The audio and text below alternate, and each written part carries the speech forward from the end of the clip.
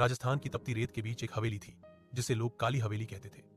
कहते हैं इस हवेली के दरवाजे पर कभी दीपक नहीं जलाया जाता था, क्योंकि जो भी वहां रात गुजारता सुबह उसका शव बरामद होता। सैकड़ों साल पहले इस हवेली में एक अमीर जागीरदार रहता था। उसके पास दौलत, घोड़े, गहने सब कुछ था, लेकिन उसका मन कभी संतुष्ट नहीं हुआ।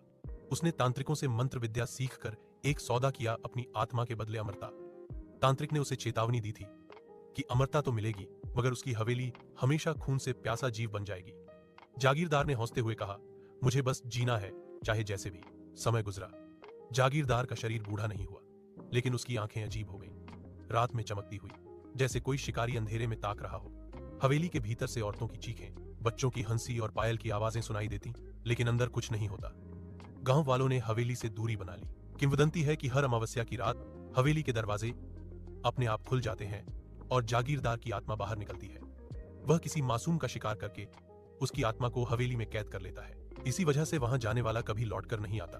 कहते हैं कुछ साल पहले कुछ दोस्तों का एक ग्रुप रोमांच के लिए उस हवेली में गया। उन्होंने मोबाइल पर रिकॉर्डिंग शुरू की। शुरुआत में सब सामान्य था, पर अचानक कैमरे में एक बूढ़ा आदमी दिखाई दिया, जिसकी आंखें लाल थीं और होंठों पर खून टपक रहा था।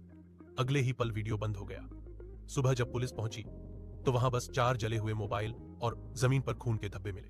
आज भी लोग दावा करते हैं कि काली हवेली के खंडहरों में रात को किसी औरत की हंसी और जागीरदार की भारी आवाज